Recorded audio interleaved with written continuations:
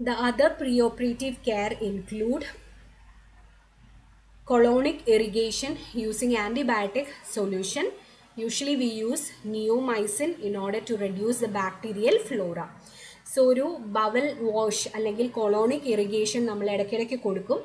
ഇവിടെ ഈ ഒരു ഫീക്കൽ മാറ്ററൊക്കെ മെഗാ കോളൻ്റെ ഉള്ളിൽ കളക്ട് ആയിട്ട് അവിടെ ബാക്ടീരിയ ഒക്കെ വളരാനായിട്ടുള്ള സാധ്യത ഭയങ്കര കൂടുതലാണ്. സോ ഈ ഒരു ബാക്ടീരിയൽ ഗ്രോത്ത് കുറയ്ക്കാനായിട്ടാണ് നമ്മൾ colonic irrigation using antibiotic solution ചെയ്യുന്നത്. We use neomycin for this purpose. The next is we start prophylactic systemic antibiotic therapy in order to avoid infection and complications of surgery, as well as you have to prepare the child's parents physiologically, psychologically, as well as you have to prepare the child physically for surgery. So these are the different pre-operative strategies which are to be done. Maintain IO chart, bowel preparation using saline enemas, colonic irrigation using antibiotic solution in order to reduce the bacterial flora, prophylactic systemic antibiotic therapy, psychological and physical preparation of the parents as well as the child. ഇനി ഈ ഒരു pre operative പീരിയഡിൽ there can be some complications. So always monitor for the complications. The complications include shock. So shock ഉണ്ടാവുന്നുണ്ടോ ഇല്ലയോ എന്ന് monitor ചെയ്യാൻ എന്താ ചെയ്യുക? You have to monitor the vitals as well as the blood pressure. രണ്ടാമത്തേതാണ് intestinal obstruction. എല്ലാവരും എഴുതിയിടുക, അയ്യോ എന്ന് എഴുതരുത്. It is intestinal obstruction. So in order to monitor for intestinal obstruction, you have to keep a record of the abdominal girth. Abdominal girth ഭയങ്കരമായിട്ട് കൂടി വരുന്നുണ്ട് എങ്കിൽ അതിൻ്റെ അർത്ഥം there can be intestinal obstruction. Absence of stools, vomiting, pain, and decreased or absent bowel sounds. So these are the manifestations of intestinal obstruction. Monitor for increased abdominal girth, absence of stools, vomiting, pain, decreased or absent bowel sounds. The next is bowel perforation. So whenever the child is having bowel perforation, initially there is a relief of pain. Then it is followed by increased generalized pain, increased pulse, respiratory rate, high fever, vomiting, abdominal distension, splinting of the abdominal muscles, and absence of bowel sounds. So bowel perforation ഉണ്ടാവുമ്പോൾ പെട്ടെന്ന് വയറുവേദന കുറയുന്നതായിട്ട് തോന്നും, പിന്നെ അത് ഭയങ്കരമായിട്ട് കൂടും. അതിൻ്റെ ഒപ്പം തന്നെ there are associated manifestations like increase pulse, increase respiratory rate, high fever, vomiting, abdominal distension, splinting of abdominal muscles, and absence of bowel sounds. The other preoperative complication is dehydration. In order to check for dehydration, you have to maintain IO chart. Especially you have to maintain the intake things like IV fluids, oral fluids if permitted, NG replacement that is done, irrigating solution that is given, and output like urine output, vomitus, stool, NG drainage. ഇതിൻ്റെയൊക്കെ proper documentation maintain ചെയ്യണം. So dehydration check ചെയ്യാനായിട്ട് IO chart പ്രോപ്പറായിട്ട് maintain ചെയ്യുക.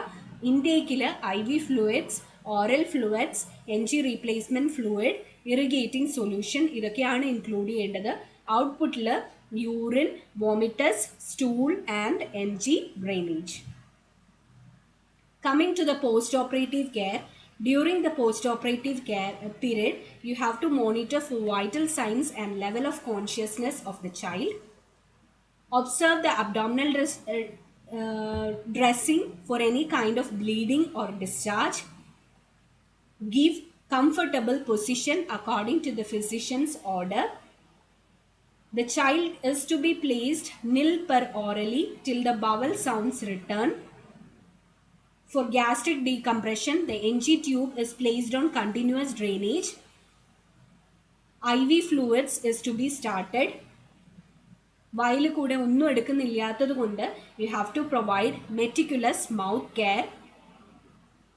Maintain the respiratory hygiene of the child. Here you have to initiate deep breathing exercises and coughing exercises as well as position change. Place the diaper below the level of the abdominal wound to prevent infection. So ഇതൊക്കെയാണ് initially നമ്മൾ ചെയ്യുന്ന കാര്യങ്ങൾ. Monitor the vital signs and the level of the consciousness, observe abdominal dressing, give comfortable position, NPO, NG decompression, IV fluids, mouth care, maintaining respiratory hygiene, and always the diaper is to be placed below the level of the abdominal wound. ഇനി first stage of the സർജറിയിൽ അവർക്ക് stoma ഉണ്ടാവും എന്ന് പറഞ്ഞു അല്ലേ. So stoma care is to be given. So after surgery the stoma usually is swollen for 8 weeks. അത് നോർമലാണ്. So അതിനെ അബ്നോർമൽ ആയിട്ടൊന്നും കൺസിഡർ ചെയ്യേണ്ട കാര്യമില്ല. It is normal. The stoma may grow with the child long time or if it is usually permanent. It is important to remeasure the stoma periodically so that the skin barrier is of correct size. So നമ്മൾ apply ചെയ്യുന്ന കൊളസ്റ്റമി bag correct സൈസിലാണ് എന്ന് അറിയാനായിട്ട് ഈ stoma വളരും എന്ന് നമ്മൾ പറഞ്ഞു അല്ലേ. സോ ആദ്യമേ ഉപയോഗിക്കുന്ന കൊളസ്റ്റമി ബാഗ് തന്നെ ഉപയോഗിച്ചുകൊണ്ടിരുന്നാൽ അതിൻ്റെ ചുറ്റുമുള്ള ആ ഒരു റിങ് ഇല്ലേ, നിങ്ങൾ കണ്ടിട്ടുണ്ടാകും കൊളസ്റ്റമി ബാഗ്, ആ റിങ്ങിൻ്റെ സൈസ് പോരായ്ക വരും and it may cause damage to the stoma.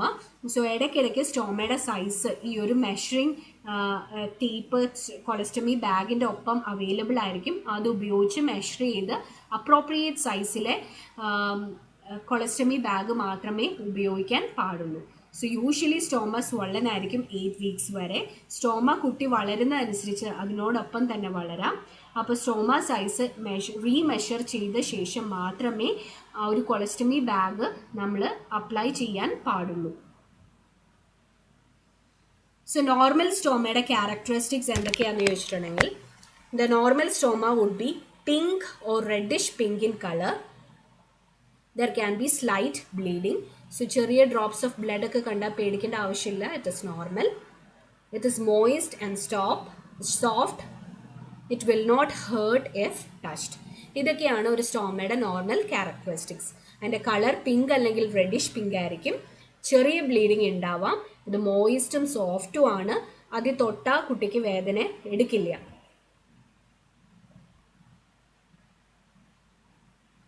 Stoma care is to be done whenever the bowel is less active. So feeding ഒക്കെ കഴിഞ്ഞ് കുട്ടിയുടെ നോർമൽ ബവൽ മൂവ്മെൻ്റ് ഒക്കെ കഴിഞ്ഞ് കുട്ടി റിലേറ്റീവ്ലി റിലാക്സ്ഡ് ആയിട്ടിരിക്കുന്ന ടൈമിൽ, ബവൽ ലെസ് ആക്റ്റീവ് ആയിട്ടിരിക്കുന്ന ടൈമിൽ വേണം സ്റ്റോമ കെയർ ചെയ്യാനായിട്ട്.